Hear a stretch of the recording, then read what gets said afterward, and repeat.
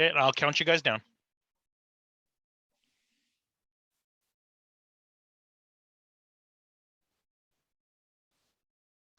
Has Ken counted us in?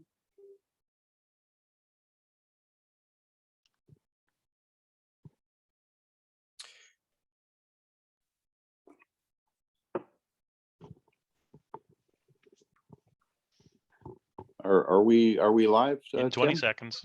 Okay.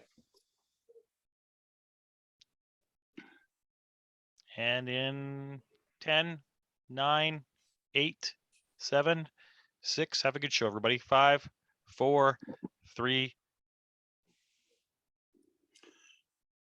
Welcome to the St. Andrews regular council meeting for March the 8th, 2022. It is 5 o'clock, and I'd like to call the meeting to order. Before we adopt the agenda, Councillor Hunt sends his regrets. He is not able to join us tonight. And in saying that, if we do end up with a tie vote, it is a defeated vote. With that, then I will read the adoption of the agenda. Resolve that council adopt the agenda as amended with the addition of the following items. Bylaws and policies 5.1, bring back tabled resolution policy number ADM 15. Under new business, item 11.1, mayor announcement, International Women's Day. Can I have a mover, please?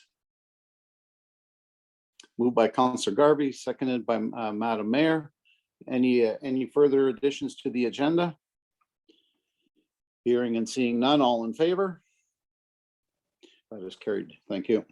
We'll move on to item 3, planning and related delegations,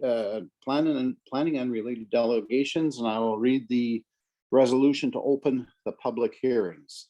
Resolve that council hereby open public hearings for the following planning applications scheduled for March the 8th, 2022 at 5 p.m. Variation order number 8-2022, variation order number 10-2022, subdivision number S21-2939, subdivision number S22-2941, zoning bylaw amendment number 4369. Can I have a mover, please? Moved by Councillor Garvey, seconder, Deputy Mayor Hobie. All in favor? That is carried. Thank you very much. All right, we'll start off with variation orders, and the first one up is variation order number 8-2022, 15 Four Winds Road. Mr. Planner, please proceed. Thank you, sir. Good evening, Council. If you would just allow me to share my screen and I can start the presentation.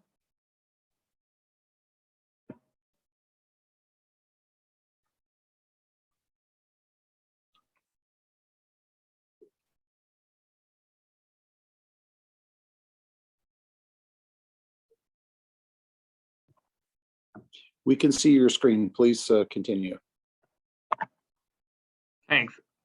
This is variance application BO 8-2022. The subject property is located at 15 Four Winds Road. The applicant is applying for 2 variances. Number 1, to increase the unit area from the required 1,200 square feet to 1,500 square feet. And number 2, to increase the building mean height from the required 15 feet to 18.5 feet in the seasonal residential zone. This is the location map. As you can see, the property fronts Four Winds Road. This is the proposed site plan. The subject property is about 40,000 square feet in size.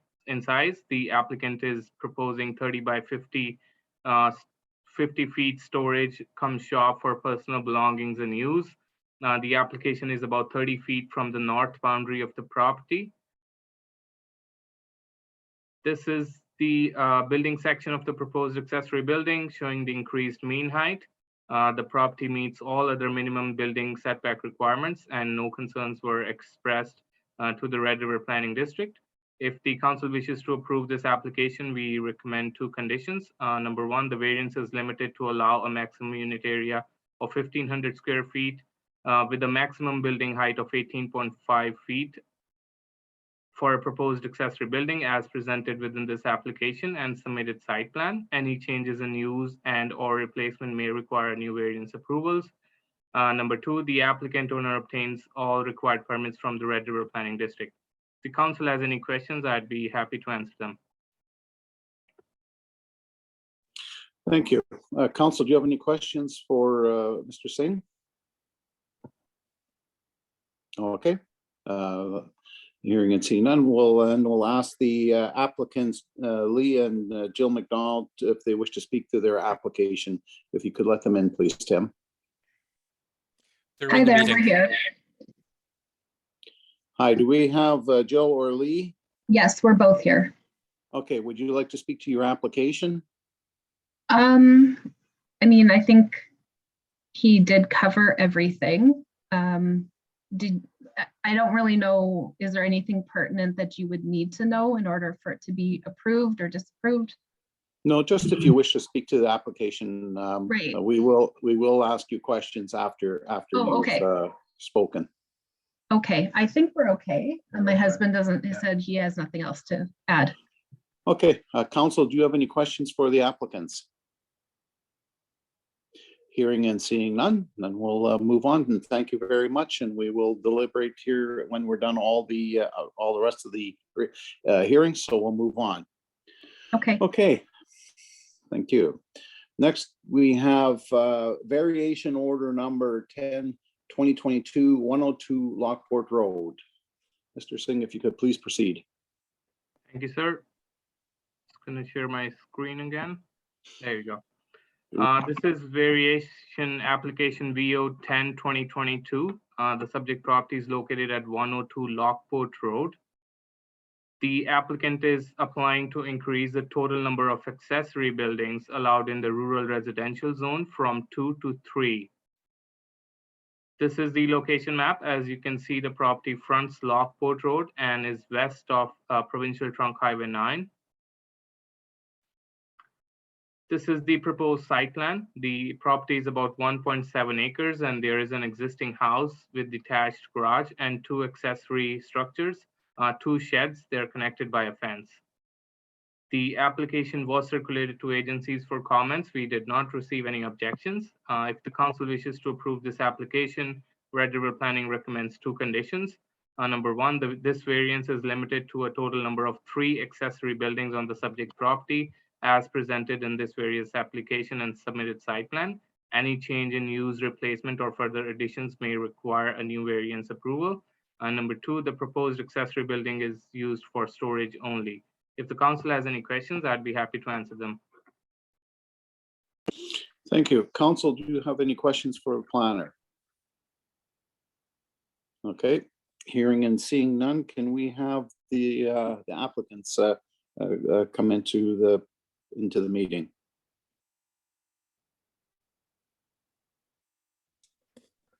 I don't see the applicants in the waiting room. Lisa, were you expecting them?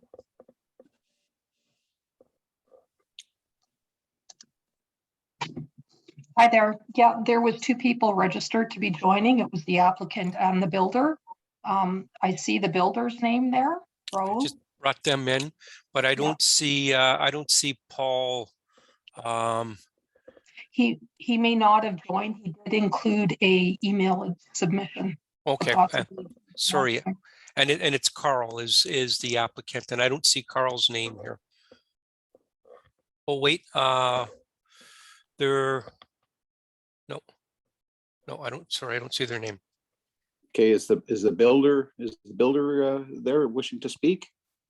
Yes, I am here. Could you guys hear me? Yes, we can. If you'd like to give us speak to the application, please. Yes. So I'm here on behalf of Carl because Carl's going through some medical stuff with his wife or something like that. So I won't speak too much on that. But I am here just to let you guys know that he's very interested, as you guys know from the application, to keep the 3 accessory structures on his yard. He's had a recent theft of bike and other appliances that he uses for his lawns and stuff. So he's very interested in keeping them all under lock and having nothing outside that someone can potentially grab. And and that includes lawnmowers, snow blowers, bikes, and stuff like that, gardening tools.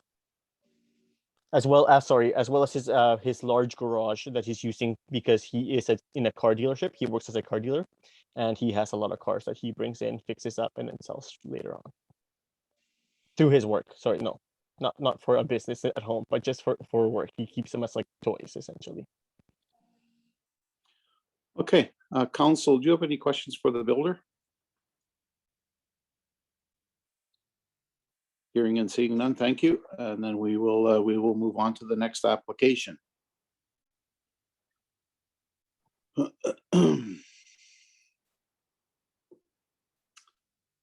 Road.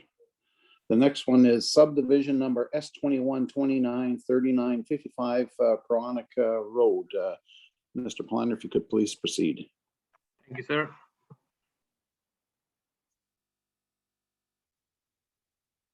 All right, this is subdivision application S212939. The subject property is located at 55 Chronic Road. The applicant is proposing to create 3 new lots in the agriculture restricted zone, ranging from 4 acres to 8.69 acres. This is the zoning table. As you can see, all the proposed lots are in compliance with the minimum site area requirements of 4 acres in the AR zone. However, proposed lot 1 do not meet the required site width requirement of 198 feet, although it is about 95% of the width requirement. This is the location map. The property fronts Chronic Road. This is the subdivision application map, and you can see the proposed lots 1 and 2 are about 4 acres, and proposed lot 3 extends deeper, about 8.69 acres. The application was circulated to various government agencies, departments, and we received some comments from environmental compliance and enforcement regards to the site width requirements of the proposed lot 1. The Public Works Department of the RM of St. Andrews has expressed some drainage concerns and did not recommend approval until an area analysis or an engineered solution is established. The department has further some conditions on including water retention and possible drain that may be addressed through a development agreement. We also received some objections from the people living in the area. No other agency, however, has expressed any concerns. Should council wish to approve the application, our office recommends 6 conditions as mentioned in the report in your docket. Thank you. If the council has any questions, I'd be happy to answer them. Council, do you have any questions for the planner? Councilor Garvey. Yeah, hi. Thank you, Mr. Singh. I also have concerns about drainage in that area, as my understanding is it's quite a low area and it slopes away from the main drain, which runs along Highway 230. So I'm wondering, given the concerns by the Public Works Manager in the report that was created in 2018, I believe, I'm wondering what the plan is to address drainage concerns in relation to this request for subdivision, but also future drainage concerns for requests for of this nature in that area. Thank you for the question, sir.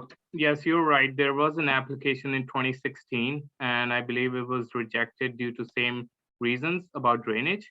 And as I said, the comments we got from the RM, the applicant and owner is required to enter into a development agreement with the municipality and an engineered drainage plan that ensures that increased water retention is not a problem, could be one of the conditions of the development agreement, and that can be used to address the drainage issues. Okay, any further questions, Councilor Purchin or Councilor Garvey?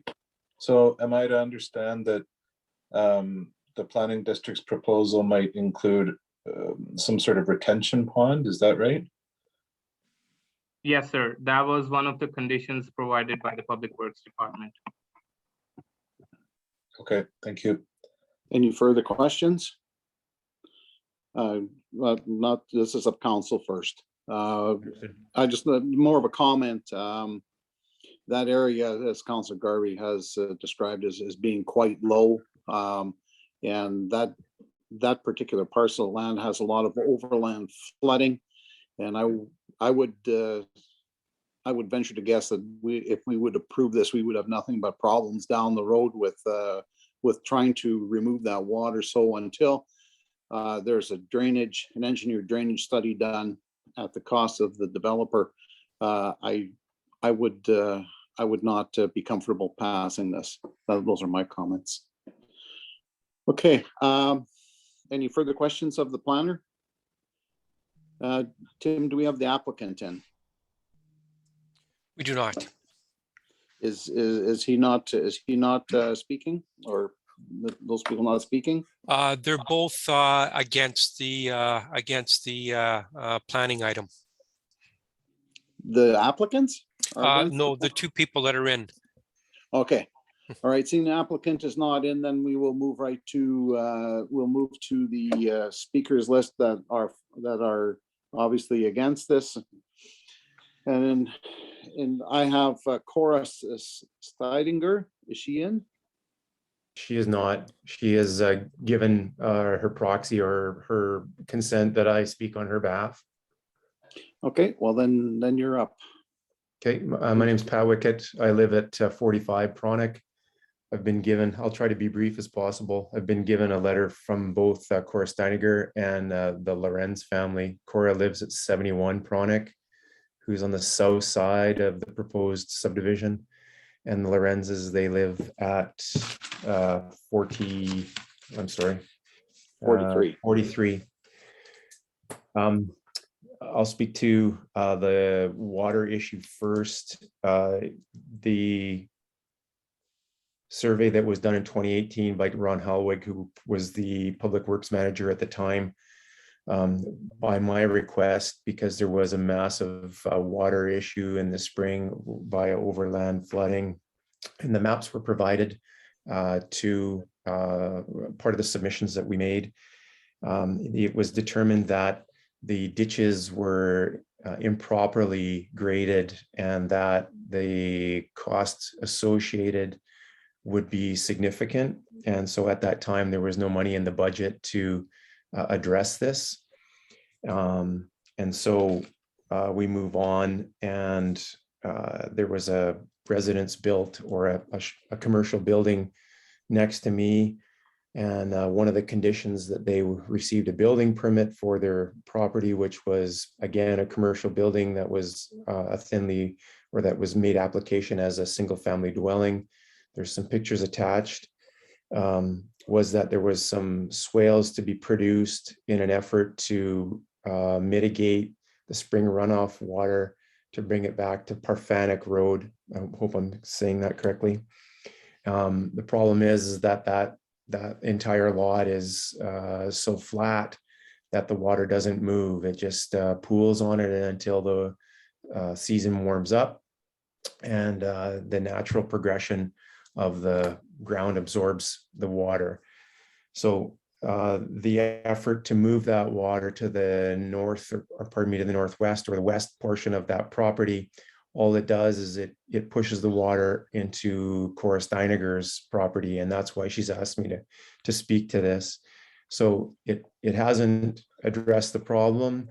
It's only exacerbated the problem and turned it on to somebody else's property, which is not a solution. So our thought is that with regards to the drainage, that any other additional properties or buildings on that said property is only going to make matters worse, and that there's going to have to be some form of fix to the ditches, and not necessarily a retention pond or some kind of a swale activity in an attempt to mitigate that water. The ditches have to be fixed. The problem being is that all the properties on Pronic Road are affected by this, not just the ones that are adjacent to the proposed subdivision. So as the ditches back up, because the water flows from Highway 230 westbound on Pronic Road, and then pools at the end of Pronic. And so this year in particular, it's going to be extremely difficult. There's going to be a lot of risk of flooding to the people's homes. People's homes are their biggest investment, and they want to protect this. And so the drainage is one of the issues that we've got with this particular property. The second issue is that building that was constructed under the guise of a single family dwelling is actually a commercial building. The owners are operating it as such without a building, or pardon me, without a business license. It's built to commercial standards. The interior is framed, I was in it last week, the interior is framed to 2x8 construction on the office space portion on the front, with metal doors in between for fire purposes. It's got a metal clad outside or exterior. It's got metal doorways in the front to enter the building as well. So what we've got is a building that is in a residential area, and I understand it's agricultural restricted, but it is a residential area. It's been approved by the planning board, and I don't know how. And it is reducing the value of all the properties on Pronic Road. So we've got all of the residents that have replied to this have reflected that. We've got a local realtor who came down and had a look at it, and there's a document attached that reflects that this building, in fact, is reducing the property values in our area.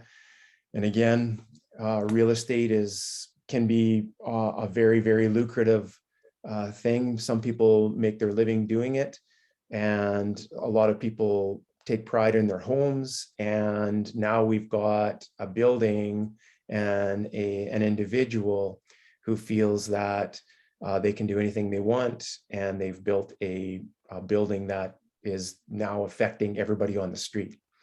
So my proposal is that we terminate the application for subdivision until such time as we can address A, the drainage issue, which is probably the most important thing, and B, the building and the fact that their intent is to build a second one, which they reflected to me in a conversation last week. So I think it's up to the council to do the right thing for the community and prevent this subdivision from occurring right now until we can get to the bottom of what the real intent of the subdivision is, as well as address the drainage issue, which in my estimation, after living in the area in this property for 10 years, and I've seen it both dry and I've seen it both wet, and every year that home or that property is wet in the spring. It's underwater. I appreciate your time. Thank you. Okay, thank you very much. Next, we have Bonnie Kosis. Did I say that correctly? Yes, Do you wish to speak? Yes, thank you. And thank you, Council, for hearing from us tonight. I appreciate that. In regards to this application, I'd like to just sort of swing back just a bit to touch on our reasons for not supporting this, and in fact asking that you not approve it. When we purchased our lot out here in 2009, we were looking at two lots. The first lot we looked at was the applicant's lot. It was underwater. We could not build there. We chose the lot at 64 instead, and even with that being a drier lot and being approximately possibly 2 meters at the ends higher than the other lot, than the applicant's lot, we still built our house up. And then in 2018, with all the water that was happening here, we actually had to add a berm at the end of our property because of the overland flooding that we were getting onto our property that was coming down from 230. So this year looks to be a much wetter year. So I'm very, very concerned. We're already looking at mitigation here around our property to what we can do. So having said that, Mr. Wickett already spoke quite a bit to the fact that the water is still there, especially towards the back of that applicant's lot.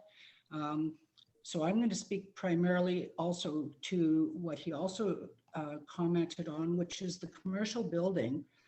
And it can only be commercial. We can't understand. Hey, how- Bonnie, can I stop you right there? Sure. We've heard this this part of the summation already from Mr. Wickett. Do you have anything else that we don't know that we should be using in making our decision? Because we already know about the commercial building.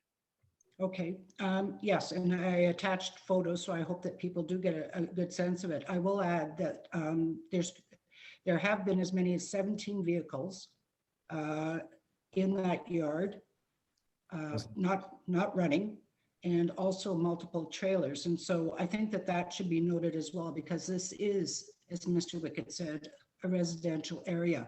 It has devalued our property. What you don't know is that I also had asked for a real estate appraisal just over 1.5 years ago, although I wasn't able to get a hold of Mr. Dano to get a letter in time for this meeting. But I was told the same thing. And his first question was, what was that business? Everybody that comes to the house says, what's that business? So I just want to thank you for your time. I hope you give serious consideration to the fact that we're going to be losing a lot of money on our homes should this continue.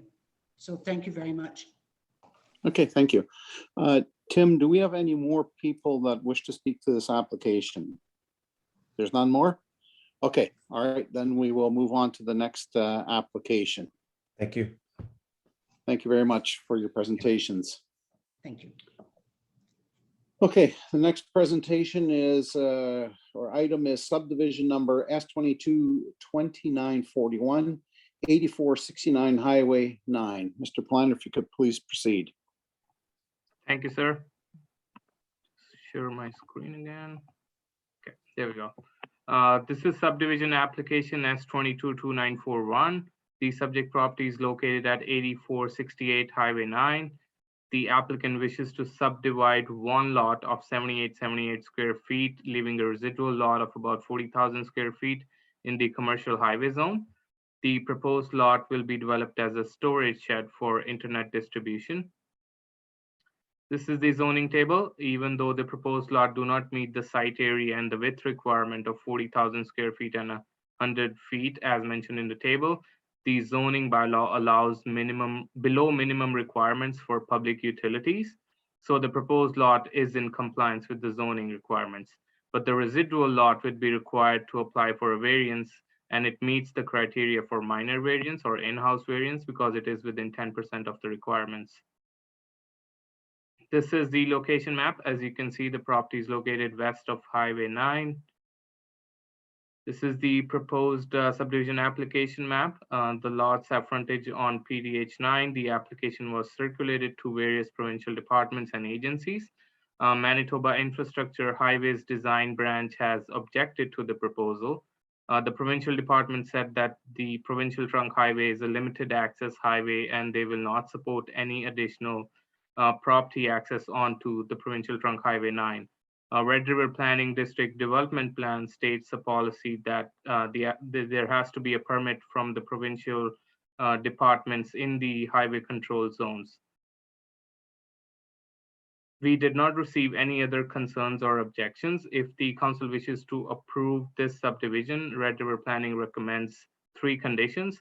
Number 1, the applicant owner submits confirmation in writing from the municipality stating taxes on the land to be subdivided plus any arrears have been paid or arrangements satisfactory to council have been made. B, payment of any capital development levies have been made if applicable. Number 2, the applicant owner obtains required variance for the residual lot that do not meet the required site area in the commercial highway zone. And number 3, the applicant owner obtains all required permits from the Manitoba Infrastructure Highways Design Branch. Thank you. If the council has any questions, I'd be happy to answer them. Okay, council, do you have any questions for the planner? Madam Mayor. Yes, thank you. Mr. Singh, in our packages, there's the picture, like a live picture on the supportive mapping. And it's hard to read, but it says, on the application, it says the lot is wooded / treed. That's where I'm confused, and the level and flat. But on that supportive mapping there, I think it says 8468. That's the lot 1 you're referring to, that little piece, right? Like it's sort of, it's across from Clandeboye store. It's just west or just north of the cemetery. Yeah. It's Okay. the long lot. The long Okay. rectangular lot. But there's no, it's not all treed. It looks all grassy. It's all grassy. Yeah, it's all grass. Oh, so that's an error on the application. Yes, I believe they ticked off wooded trees, but it doesn't look like it's treed. Yeah. Oh, okay. Thank you. And it says there's access in the application. There's a driveway, but that doesn't show that on any of our pictures. There, Yeah, I think- number 5C, is there an existing driveway to the proposed lot? And it said yes. Madam Mayor, yes, there is an existing driveway, but it's on the north portion of the property. Okay, But they're proposing to subdivide a piece that is on the south corner here. So there's no access to the proposed lot, but there is an existing driveway. oh, okay, thank you. Deputy Mayor Hobie. Yeah, thank you. So I'm curious then on 2 points. So the existing driveway, is the applicant allowing them to use the existing driveway on the north side to drive into the south side? Is that what they're allowing or going to allow? That would be the question for the applicant, I believe. But yes, there was a conversation where they did say they will allow, but they would have to obtain provincial permits because they're very picky with what to permit on one permitted driveway. Right. And so you also made the statement that they've been denied by, did you say they were denied by highways, right, at this point? Yeah. Yes, So I'm ma'am. not quite sure then on your recommendations and conditions, number 3, if they've already been denied, then that's one of your number 3 is saying they have to get that, but they were already denied. So that perplexes me. Sorry, I'm a little. There's an Right. appeal process they can go through to get that. Oh. Right, and they can continue to resolve their issues with the provincial department, but if approved, this would be a condition. And I believe the applicants are already in talks with the provincial department and they're trying to resolve the issue. Okay, thank you. Any further questions? Councillor Prychin. Thanks, John. This is the same thing on Highway 9, right? Like the province is not going to allow anybody have any access points off of Highway 9, Main Street, McPhillips, any of those major highways. There's no access point either. But if other people have land in the back or land on the side to access it, this has been going on for years. People have been using easements coming under hydro lines to get to properties. And the way that lot is set up in the picture, you're talking a very skinny, narrow strip along the cemetery and church there that could be accessed from that entire property, right? So it's definitely common. It definitely happens. Councillor Garvey. I was actually going to say something similar to Councillor Prychin. I mean, that property, I understand why Highway says what they're saying, but it seems a little odd to me, seeing as how there's pretty much an access point all the way from Clandeboye Road to the end of Clandeboye. Like it's almost like a continuous access point. So it seems silly to deny another one, but again, I think perhaps you, Mr. Chair, said that there is an appeal process regarding that, so they can do it that way. There is an appeal process, and also one of the things that the highway sometimes does is that if you have 2 properties and you're splitting them, and you're allowed the same amount of driveways, but what they then do is allow you to relocate the driveway so you can access both properties from one driveway. I think this is a good thing. This is part of Valley Fiber. They're putting all the internet in the area, and it benefits the community by having them here and having their whatever shed or whatever they require, to give us internet, because the internet is a real problem in this area. Councillor Prychin. Yeah, I agree. And I would also add just to, based on the social media commentary, that this was a recent development. This was nothing that was happening prior to. This was a recent development and a recent situation, right? So I think all those comments and rumors should be put to rest pretty quickly because there's nothing here to worry about. So. Okay, Deputy Mayor Hobie. Sorry, I'm not quite sure what he's, Councillor Prychin's talking about. So I'm gonna assume there's something obviously on social media that is against this. So can you tell me then, based on Mr. Prychin's comments, when, are you allowed to tell us when this was brought forward to the RRPD? Mr. Singh? About the comments that the Councillor Prychin made? No, I want to know when this application was brought forward to the municipality. I mean, the revenue planning, sorry. The application was submitted in, I believe, January. Okay. And it was circulated to agencies, and it has been posted on our website for 2 weeks now. And Perfect. at the moment we got comments from the province, we forwarded them to the applicant and kind of tried to act as a bridge between the province and the applicant in order to figure out a solution. Okay.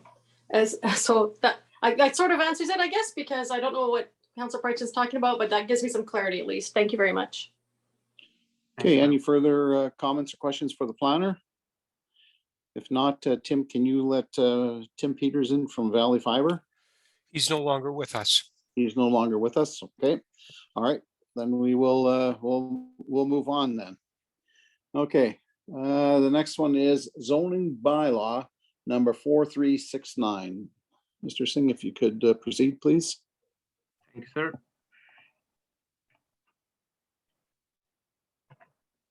Okay, this is zoning bylaw amendment 4369. The subject properties are located at 5571 and 5579 on PTH9. The applicant wishes to rezone a portion of a property 5571 and the entire property of 5575 from rural residential to commercial highway zone.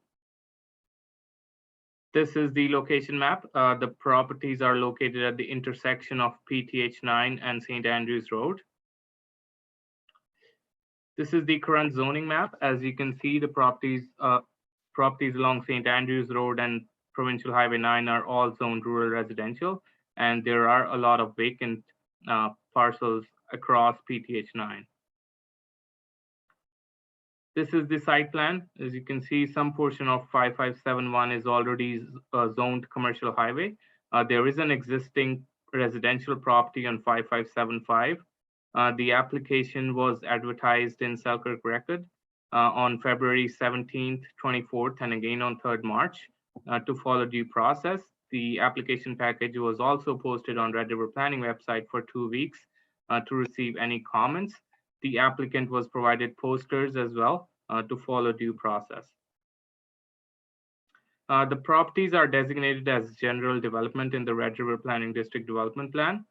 This designation allows neighborhood commercial development for local residents. From the development policies in the area, this area is most likely to be developed as a commercial node. So the amendment seems to be in line with the trend of development with regards to commercial uses. The application was sent to various government departments, agencies, and adjacent municipalities. We did not receive any objections. However, Manitoba Infrastructure Highways Design Branch has advised that a conceptual plan be submitted for any future development, and additional access requirements may apply, which would include removing all accesses from PTH9 and moving them to St. Andrews Road. We also received one objection about an hour ago from adjacent property owner, and the basis of the objection was they wanted to know what the future development would be, but no development is proposed as of now. This is just a rezoning. Overall, the application is consistent with the development plan, and our office recommends the proposed amendment be given second reading. Thank you. If the council has any questions, I'd be happy to answer them. Council, do you have any questions for the planner on this application? Okay, hearing and seeing none. Thank you very much. And with that, we will close the public hearings. Be it resolved that council hereby close the public hearing for March 8th, 2022 planning applications. Can I have a mover, please? Moved by Madam Mayor, seconder. Have a seconder, please. Councilor Pryton seconds. All in favor? That is carried. Thank you. All right. We will move on to resolution for decision.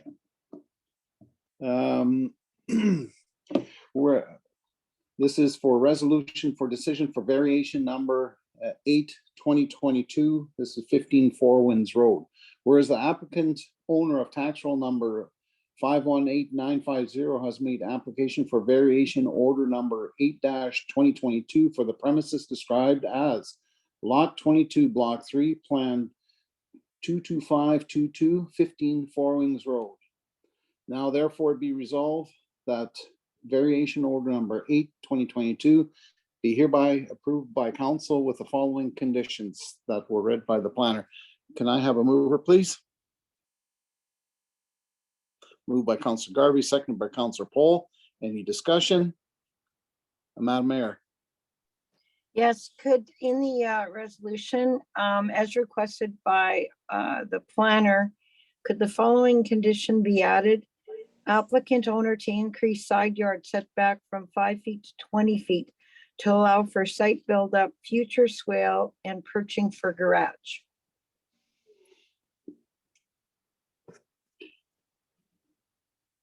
The applicants did amend their site plan to allow for the move from 5 feet to 20 feet on the setback. Mr. Singh? Thank you, ma'am. They did change the site plan and now it sits at 30 feet. Okay, because in one document, Lisa, our economic development officer, had asked this condition be put in. So is that required now or not? Based on their revised sketch, it seems not, because they already increased that to 30 feet. More than what was requested. Oh, good. Thank you so much, Mr. Singh. Thank you. Disregard that, Mr. Okay, Chair. thank you. Any further discussion? Hearing and seeing none, all in favor? That is carried. Thank you very much. Resolution for decision number for variation order number 10/2022. This is 102 Lockport Road. Whereas the applicant owner of tax roll number 224200 has made application for variation order number 10-2022 for the premises described as Lot 10, Block 2, Plan 1977, 102 Lockport Road. Now therefore be it resolved that variation order number 10-2022 be hereby approved by council with the conditions that are listed. Can I have a mover, please? Moved by Councilor Paul, seconded by Madam Mayor. Any discussion? Councilor Pryton. Yeah, I would just reiterate that that this is not for retail purposes, right? This is for storage or for self-use, or there was some confusion there based on what was in the paperwork and then what the planner or the representative was talking about there. So we just want to be clear that there's not a used car lot going up in the middle of Lockport Road. That's all. Okay, thank you. Any further discussion? Deputy Mayor Hobie. Okay, so based on Councillor Pryton's comments just now, do we need to make some sort of addition or amendment to that? Mr. Planner? Based on what they said in the application, it doesn't seem to include anything about the commercial, any commercial repair shop that was mentioned. But if the council feels the need to include a condition, you can do that. Okay, if council wishes to do that, does somebody want to make the amendment? Madam Mayor? Well, it's already in the resolution as a condition. Number 2, the proposed accessory building is to be used for storage only. But maybe we could Pritchett? add in there to used for storage and not for any retail purposes. Maybe something like that would kind of would take that closed. You could add the proposed accessory building is to be used for storage for personal only, not commercial. Well, we've had in the past, it just is for personal use. Okay, would you like to add that then, Madam Mayor or Council Pritchett? As a condition? Well, I'm just saying that there's 2 or 3 situations in the RM now that people are phoning and residents phone, and then Bylaw gets involved, and the people, like, this is not the first time. It's 1 car, 2 car, 1 shop, 2 shop, 3 shops, and all of a sudden now there's cars in the driveways and people don't have permits or buildings or businesses for that type of stuff. So all I'm saying, if you want to be in that business, you should be in a commercial building, paying taxes and fees and costs to do that, not selling them in your driveway. That's all. So. Okay, Councilor Pritchett, then would you like to make that as a condition to like 2B? Yeah, but I did move it, so it'd be nice if it was, but that's up to the mover and seconder, right? Well, I propose it first, and then we'll ask the mover and a seconder for a friendly amendment. Sure. Colleen? If I might, I've amended draft wording for number 2 to read: the proposed accessory building is to be used for storage for personal use only. Okay, are the mover and seconder okay with that friendly amendment? Okay, then we're good with that wording. Any further discussion? Hearing and seeing none, all in favor? That is carried. Thank you very much. Okay, resolution for decision, subdivision number S2129 2939. Resolved that the proposed subdivision number S21-2939 be hereby approved by council with the following conditions that are in front of you. Can I have a mover, please? Recorded vote, please. Okay. Can I have a mover, please? Moved by Councilor Garvey, seconder. Can I have a seconder, please? Madam I'll Mayor, second it to get Yeah, it on the 'cause table. we have to get it on the table. Any discussion? Hearing and, go ahead, please, Madam Mayor. Yes, I am not supporting this application as in 2016, a subdivision of this type was rejected. And because of the drainage problems, this area is part of the master drainage plan. We've spent thousands on consultants, and I think we have to find room in the budget to address some of these issues. I also have concerns about the photos that this is a residential neighborhood, A40, and it looks to me like a commercial building. So those are my comments. Thank you. Okay, Councilor Paul. Thanks, Mr. Chair. I agree with Mayor Sewell on the drainage issues. Those definitely need to be rectified before we exacerbate the issue by adding more to it. Thank you. Thank you, Councilor Paul. Any further comments? Hearing and seeing none, all in favor? Councilor, 1 in favor. Those opposed? I'm in favor. I'm in favor of what Joy said. Okay, let's be clear on this. I've asked the question, all in favor? Are those opposed? That is defeated.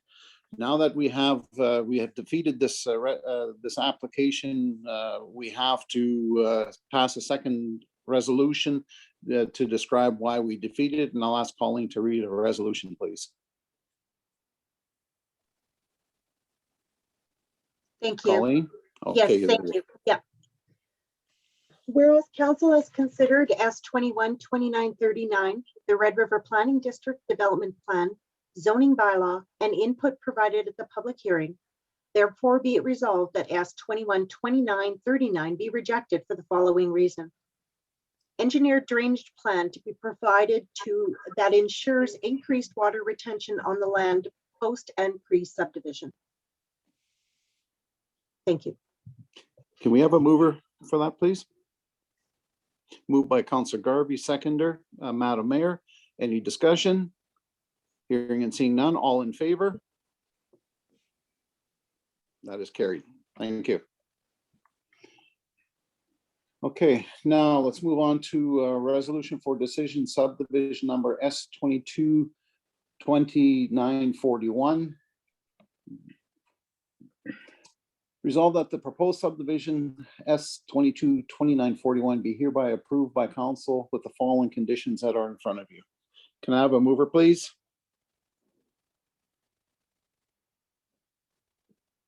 Council, can I move, please? Moved by Councillor Garvey, seconder, Councillor Prychin. Any discussion? Hearing and seeing none, all in favor? Those opposed? Okay, that is carried. Okay, zoning bylaw number 4369, second reading. Resolve that council give second reading to zoning bylaw amendment number 4369 as presented. Can I have a mover, please? Moved by Madam Mayor, seconded by Councillor Poll. Any discussion? Hearing and seeing none, all in favor? That is carried. Third reading. Resolve that council give third reading to zoning bylaw amendment number 4369 as presented. Can I have a mover, please? Moved by Councillor Poll, seconded by Deputy Mayor Hobie. Deputy Mayor Hobie, any discussion? Hearing and seeing none, all in favor? That is carried. Okay, that moves us to subdivision number S22-2940. And I'd like Mr. Singh to please go through that with us. Thank you, sir. If I could just share my screen again.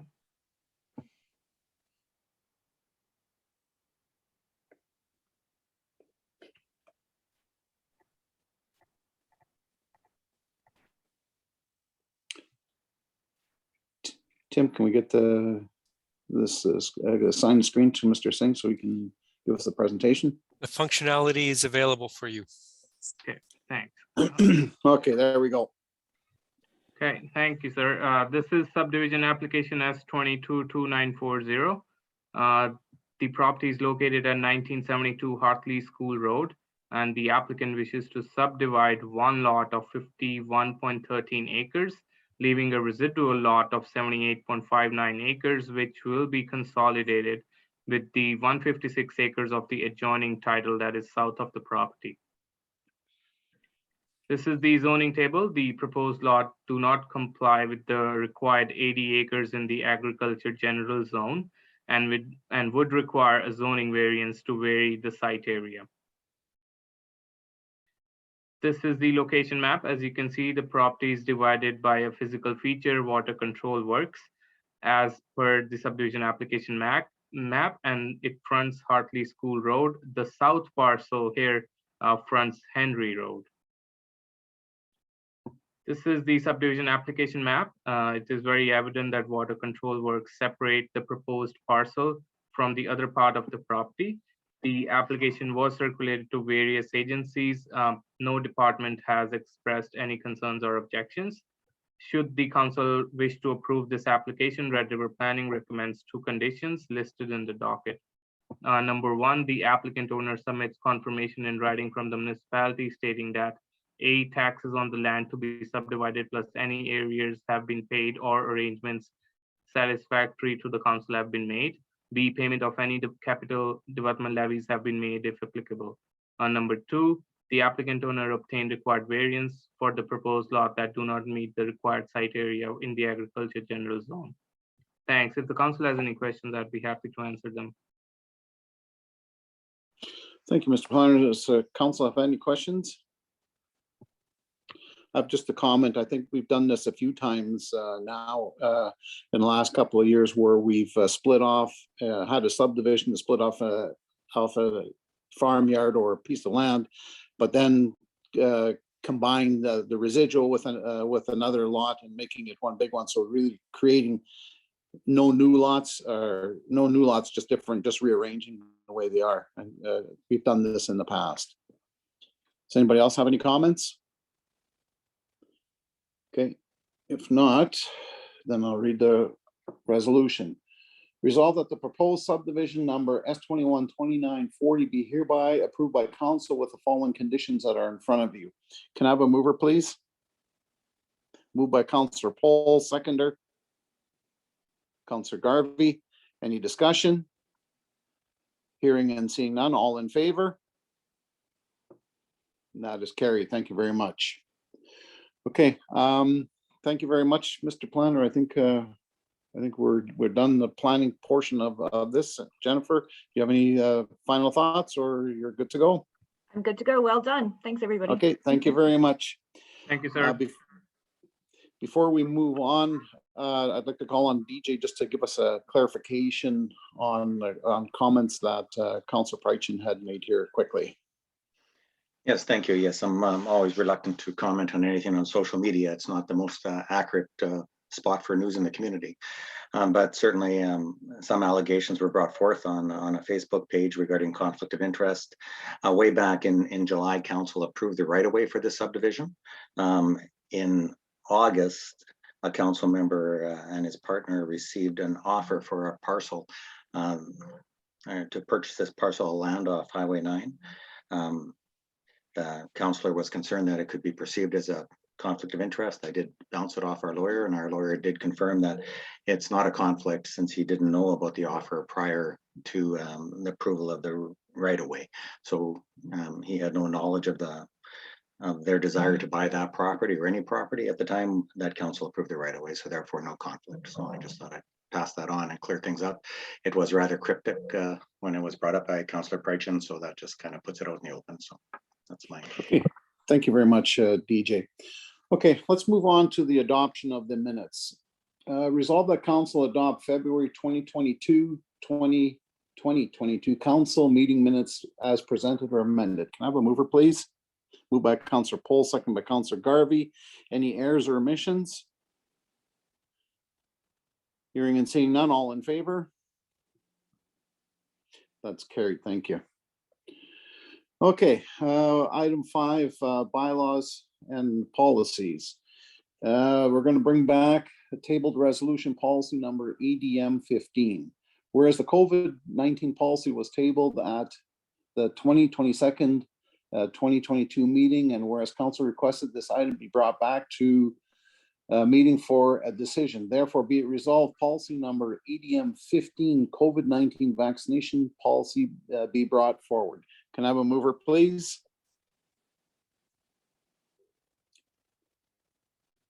Can I have a mover, please? Councillor Pohl moves. Seconder? Councillor Prychin seconds. Any discussion? DJ. Yeah, just sorry to jump in here, just to interrupt. We do have some amendments that administration have made. Some amendments have been suggested by a council member. I'm going to suggest a third path, that we just revoke the policy. I should, and we all hope it doesn't come back or restrictions come in place in the future. Certainly we can mobilize fairly quickly and put these back to follow health orders. But right now I'm going to suggest we just revoke the policy, and that would need a resolution. That's just my suggestion. Okay, we've got this resolution on the table. Do we want to amend this resolution to revoke it? Yeah, we would say resolve that policy admin 15 COVID vaccination policy be revoked, period. Okay. So, but we have a resolution on the table here. Do we have to defeat that first, or do we have to deal with what's? I think we have to move to amend it and vote on the amendment. I guess. Okay, let's move on. Let's then move to amend it, and you have given us the amendment. Are the mover and seconder okay with a friendly amendment? Councillor Pope, Councillor Prychin, you're okay with a friendly amendment? So, any further discussion? Deputy Mayor Hobie. I just want to say that I am perplexed why we have to keep talking about this week after week after week. I'm just gonna say for myself, we just go by the public guidelines for our province. I don't understand why we need to keep removing it and changing it and adding it and deleting it. I just don't get it. It should be a policy like any other policy. And if it's abiding by the Manitoba guidelines, why don't we just abide by the Manitoba guidelines and submit them as that way? And I don't know why we keep bringing this up. And the reality is it's not like it's magically disappeared this month. So this is still going to be here probably 6 months from now. So I just want to make a statement that I just don't understand why we continually keep bringing this forward, why we need to make any changes. Just a quick, simple line to abide by Manitoba health guidelines from our provincial government would suffice, in my opinion. But that's my point. Thank you. Madam Mayor. Thank you. Like I just need clarification because of this policy. I agree with Deputy Mayor Hobie. But if staff still want to, we have choices. So if staff want to wear masks, we don't need a policy for that. They can do what they're comfortable with. Correct? Yep. Okay. Then I agree to suspend or Okay. revoke. Okay, any further discussion? Hearing and seeing none, we are going to vote on the amended resolution. All in favor? Those opposed? That is a tie vote, therefore it is defeated. Okay, let's move on then. Bylaw number 4370, road closing, parcel A off Palmer Road, first reading. Resolve that council give first reading to bylaw number 4370, being a bylaw for part road closing and transfer as presented. Can I have a mover, please? Madam Mayor moves. Seconder. Councilor Garvey seconds. Any discussion? Hearing and seeing none, all in favor? That is carried. Okay, approval of accounts. March 4th, 2022 check detail report. Resolve the council approve March 4th, 2022 check detail report as presented. Can I have a mover, please? Moved by Councilor Garvey, seconder. Can I have a seconder, please?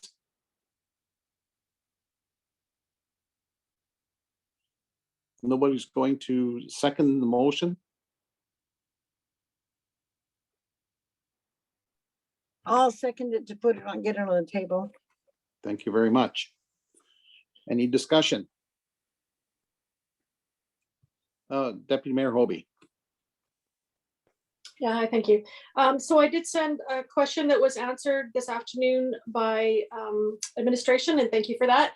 I do have some outstanding questions, so for myself, I will not be able to vote this through today, but I just want to make the statement that I'm just waiting for some information. Thank you. Okay, thank you, Tim. I just want to confirm that I have replied to your second email, Chris. So you have it now. Sorry. So, okay, thank you for that. But until I read it, I don't know if it's obviously went through after we started. So I will read that. And if I have any questions, I'll let you know. Thank you. Any further discussion?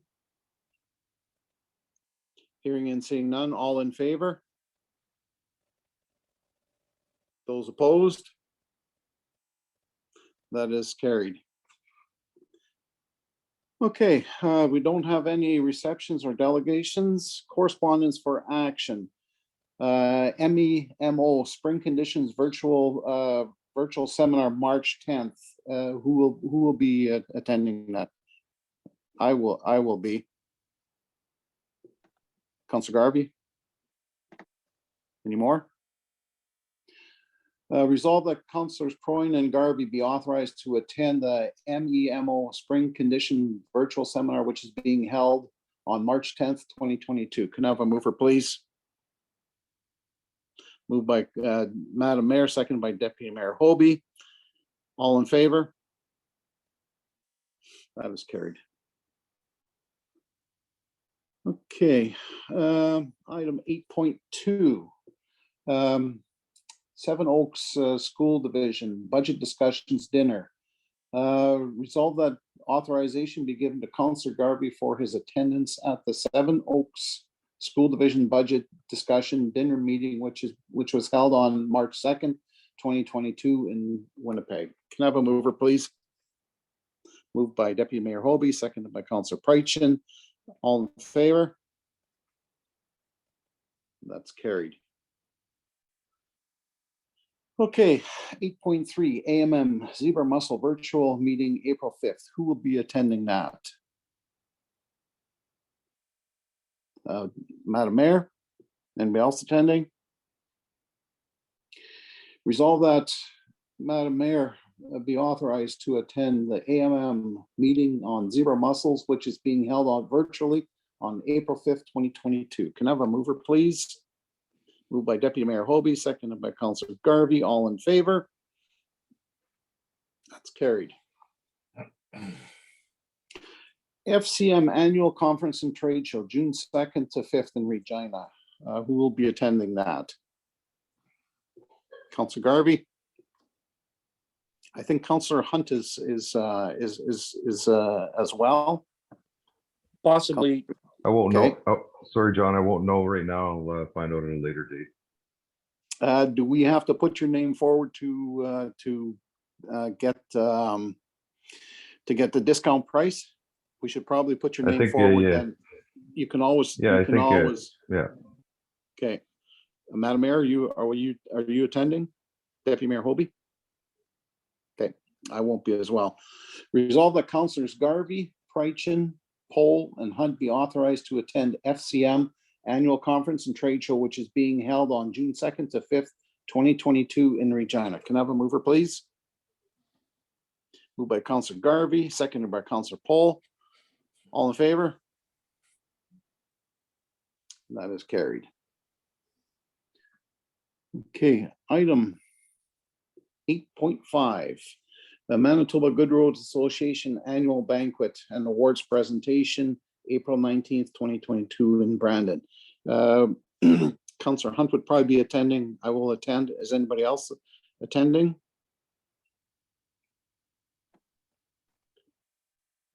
Okay.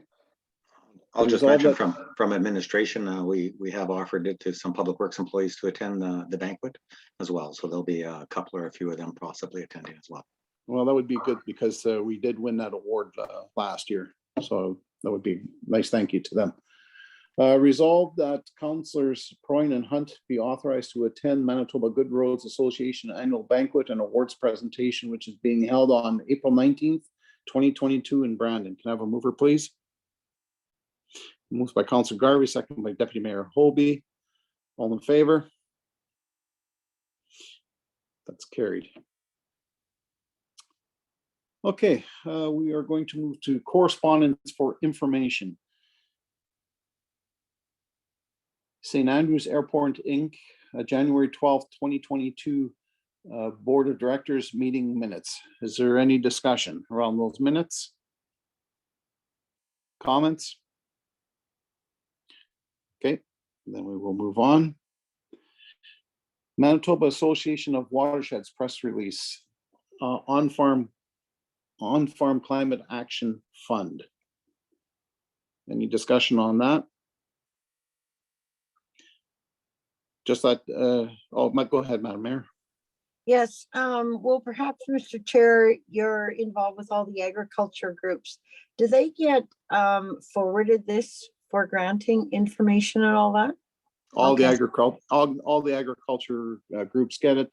There is $40 million being invested into these projects this year, so it's a good thing for sure. A lot to do with regenerative agriculture. They work on riparian areas. They're not into drainage. They're into surface water management.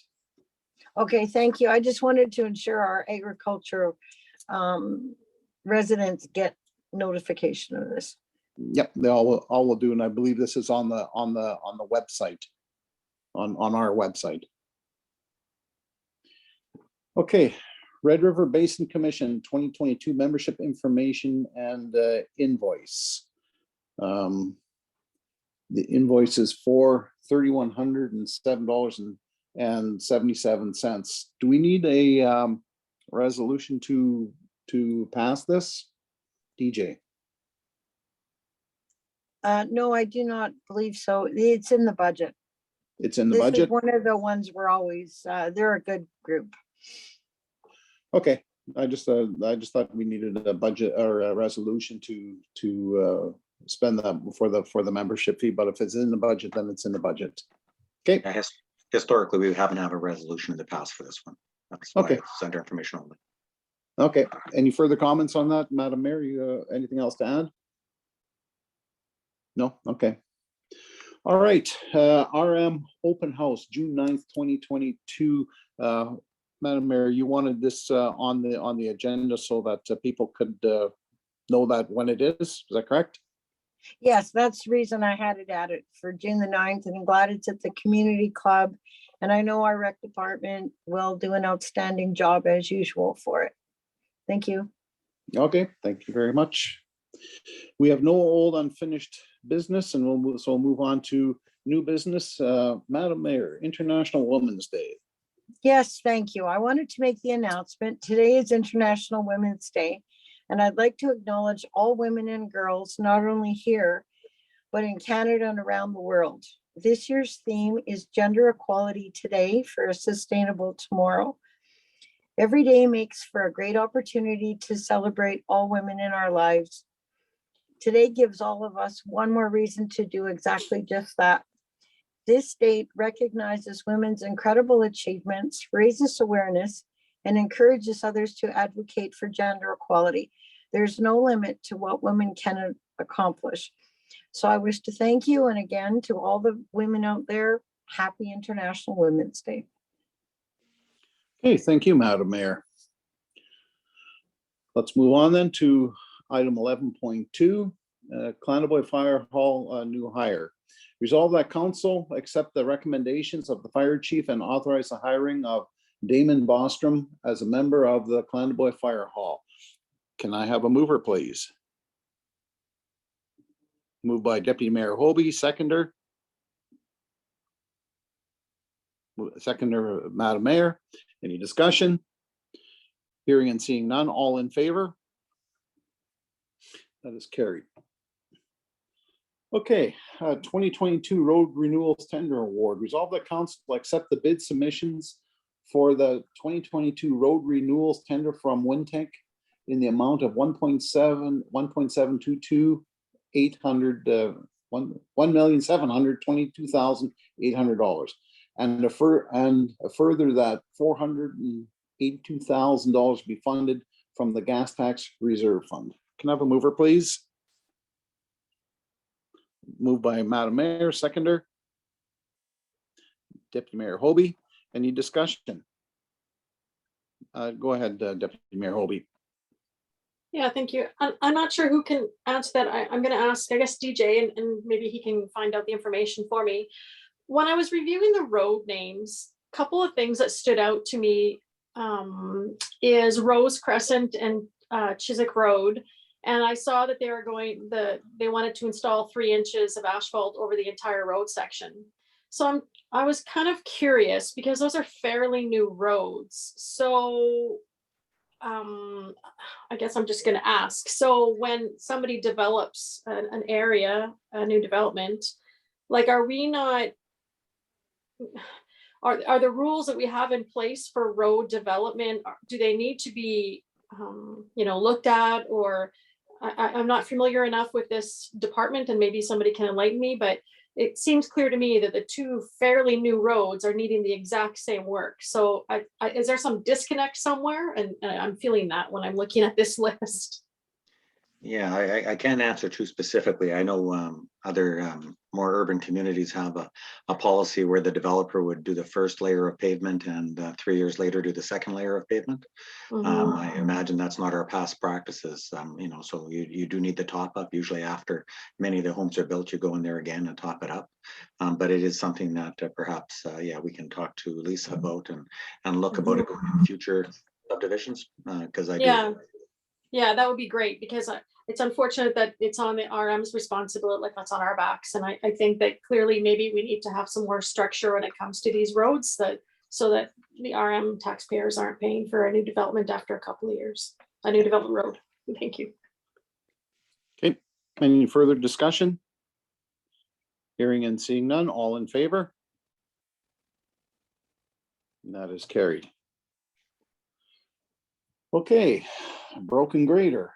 Resolve that the purchase order number PW 2022-0130 in the amount of $84,000, including all taxes, for Brand Tractor be approved, and that the repair be funded from Public Works Equipment Reserve Fund. Can I have a mover, please? Can I have a mover, please? Moved by Councillor Garvey, seconder. Councillor Prychin. Any discussion? Madam Mayor. Thank you. So if we put in this $84,000, how long is it expected this grader's gonna last now? So what happened is 1 or with 2 this- years? No, with this grader, what happened is that we sunk a bunch of money into that one already. We put, got all new tires on it last year. And because it's got 9,500 hours on it, we would fix this one and we would keep it for 2 to 3 years for sure, and then trade off one of the newer ones in the following year, because the trade-in value on this one here will be very low. And because we've got so much money invested into it, we would probably be wise to try and get some of that money back by keeping this one. So then in that regard, then we would trade off one of the newer ones so we don't get this problem again. So I noticed it says Brant Tractors, the John Deere dealer. Do we ever get prices from anybody else? Because I seem to notice everything we buy is from Brant.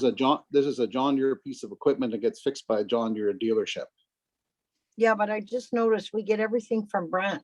No, we've got Caterpillar graders as well, and they would go to Tormont. Okay. DJ. Yeah, I just want to say I did ask the same question of the Public Works manager as well. Do we have to get it from Brant? And he said the same thing that John Prine said, or Councillor Prine. Yeah, if someone else repaired it, they'd still be buying all the parts from Brant regardless, right? So this made more sense. That was the question. And just to further expand another one, yeah, we expect to see this machine last 2 or 3 more years. I think it actually saves the RM a fair bit of money in the long run. It was interesting this year because it broke down a couple of weeks ago during that long weekend we had where the public works staffed all weekend. And they did manage to keep up despite the difficult solutions. One of the positives of having newer equipment is you don't have breakdowns when you really need it. So this is a bit older piece of equipment. They made it through anyways. And yeah, I'm thinking we're saving a fair bit of money by doing it this way. In a couple of years, we'll get a lot more use out of it, and then we can get something new again. Okay. Any further discussion? Hearing and seeing none, all in favor? That is carried. Thank you. Okay, operational review of bylaw enforcement practices. Whereas a report was prepared for council to conduct an operational review of bylaw enforcement practices, and whereas council participated in a presentation of this report on February 24th, 2022, therefore be it resolved that council accept the February 2022 report entitled Operational Review of the Rural Municipality of St. Andrews Bylaw Enforcement Practices, and be it further resolved that administration be directed to develop options to move towards recommended actions. Can I have a mover, please? Moved by Councillor Garvey, seconder. Councillor Prychin. Any discussion?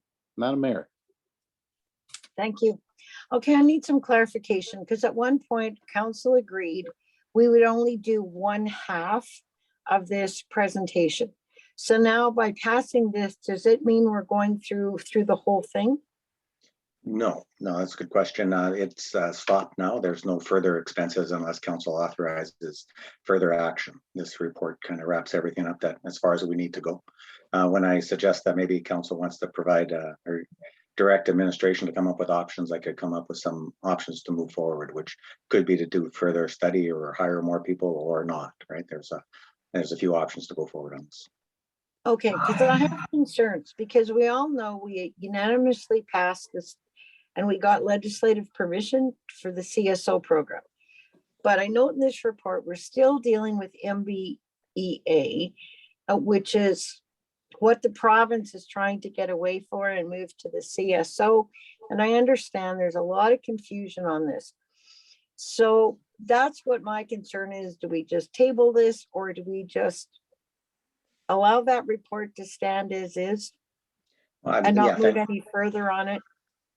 Well, thanks for the opportunity to speak to it. Yeah, you know, I guess what I've learned over the past few months, in part working on this report with the consultant, is we do need both. We do need the MBEA for many of the enforcement of the bylaws, and we can use the CSO for some provincial legislation like the Highway Traffic Act that might involve overweight vehicles or ATVs, right? You know, so we're going to use multiple tools going forward, and we'll.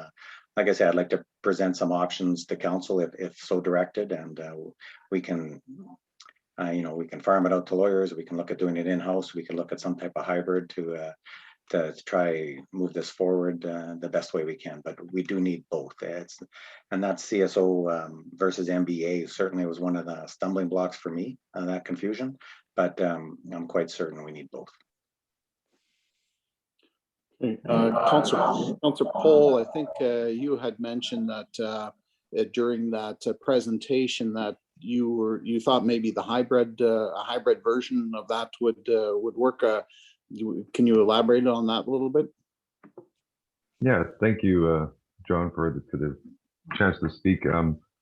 Yeah, in my mind, it's we got a couple of options, right? So it's one is we had this very good presentation from this company, gave us some really good information, I think, which identifies that we do need both, but at the same time, the path of this one was kind of overhauling what we had and then proceeding to tack on the CSO program after that overhaul. That was my understanding of it. I would like to see what the level of effort would be for both options. So for the overhaul and then the CSO, and then as well as the hybrid plan, because realistically, as the presenter had said, we're compliant today. It's not that we're not compliant. There were options to enhance things today. So in my mind, I saw it from council in the past that we supported the CSO program. So I looked at it as, well, what do we need to do to bolt on the CSO today? And then we can look at it from the hybrid portion in the future, you know, fill in all the gaps and provide the enhancements down the line. So that was kind of the two avenues I saw, was either overhaul and then sometime in the future get to CSO, or add CSO, fill the gaps, and then in the future enhance and make the changes according to what the ombudsman report was. Thanks. DJ? Yeah, and I agree with all that's being said here. I think the next step here is just to sort of accept this report like we receive all reports, and allow administration to come forth, bring some options, and then have council debate those options, you know, and see what's possible. We get trickier. We need more legal help the trickier we get. If we stray from the tried and true approach, but let's bring that forth for another debate, probably a committee of the whole discussion, and probably more than a month away from now, you know. So let's just take our foot off the gas a little bit and let things settle a little bit with this program and get all this done. Okay, Madam Mayor. Yes, and that's my concern. I don't want to see any more a big amount of taxpayer dollars being put into it at this point. We have bylaws in place. I mean, yes, the bylaws need updating, but I don't think we need a legal counsel to do that, because this is coming in actually way more than I expected the cost to be for residents for bylaw. Okay, any further comments? I'd just like to add that I think that we should have administration develop some options for us that we can debate and kind of choose the best option that they come up with. That's all that I would have to add. Anything further? Hearing and seeing none, all in favor? Those opposed? Madam Mayor, are you opposed or are you No, I for? believe you have to read the resolution. I did read it. Oh, We sorry. read it, moved it and seconded. Oh, I asked sorry. all the questions. Okay. I'm Okay, in so are favor. you in favor? Are you in favor Yes. or you are in favor? Okay, thank you very much, and I'll declare that carried. Lord Selkirk School Division Election Agreement. Resolve that the mayor and chief administrative officer be authorized to sign the 2022 election agreement with the Lord Selkirk School Division. Can I have a mover, please?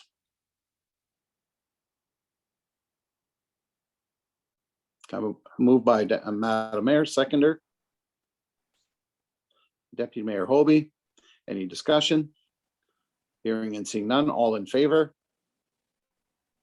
That is carried. Okay, water feasibility study request. Whereas council has outlined the need for investigation into the water services being provided to areas of the RM to promote sustainable development and growth. And whereas regional and provincial policies identify and support initiatives to direct growth to areas fully serviced with municipal or regional infrastructure. Now therefore be it resolved that the rural municipality of St. Andrews request assistance from the Manitoba Water Services Board to undertake the cost share of water feasibility study to determine potential water sources and feasibility to provide areas of St. Andrews with municipal water to direct growth and capacity building initiatives for the municipality. Can I have a mover, please? Moved by Councillor Garvey, seconder. Can I have a seconder, please?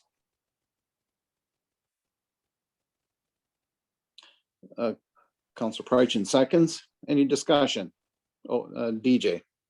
Yeah, if I can just give a little background, it's a fine paper that the staff have written, but just as far as process and how this got on the agenda, I want to mention to council that we talked about it at a budget meeting about a month ago, and council, after some discussion, said, yeah, this is something we could look at. So the next path we started talking administratively was how we would write the RFP for that, and that's Water Services Board's expertise. So when I'm talking to Water Services Boards, I might as well ask them for funding at the same time. And generally, they project lead these things, they fund and they write the terms of reference. So that's how it is. And the board meets in May to discuss to see if they are willing to project manage and help fund this study.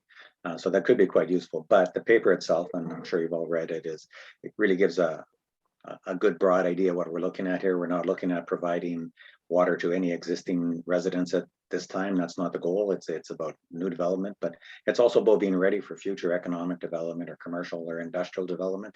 If we did get let's say a large developer developing something industrial near the airport or something like that, we should at least be able to figure out where the water is coming from and how long it would take to get it there and how much it would cost. So this just makes us a little more ready for those type of approaches as well, and just gives the municipality a little more information about its long range plans. So that's the idea, and that's where it came from. Okay. Any further discussion, Madam Mayor? So if Water Services Board meets in May, what is the time frame if we would know about they're prepared or willing to provide funding? I would suspect we'd know in May. I think that's when the board meets and they'll decide if they'll fund it. And at that point, they would assign it to a project manager who would help us with an RFP and move it forward. And that would be just for the feasibility study, right? That would only be the feasibility study, and I would suggest the feasibility study would probably be about 6 months after May. So it wouldn't be at the start of the next term of council. It would be more like February or something by the time it's completed. Okay, thank you. Any further discussion? Hearing and seeing none, all in favor? That is carried. Thank you very much. Do we have any in-camera items? I don't see anything in front of me, so we are done our agenda. Before we sign off, I'd like to thank or welcome Councillor Prychin back, and let's hope we have a great rest of 6 months of our term. Tim. I'll just let Ken know that we're getting ready to close off. He's stepped away for just a minute. Okay. Well, we can step away and he can close off after. We don't have to wait for Ken. Okay. Well, then I'm here. we'll- I heard it. I'm good. Oh, good. Thanks, Ken. Okay. Resolve the council meeting be adjourned at 6:33 PM. Can I have a mover, please? Moved by Councilor Garvey, seconded Madam Mayor. All in favor? That is carried. Thank you very much, and everybody have a great rest of your evening. Thanks, folks. Good night. Thank you.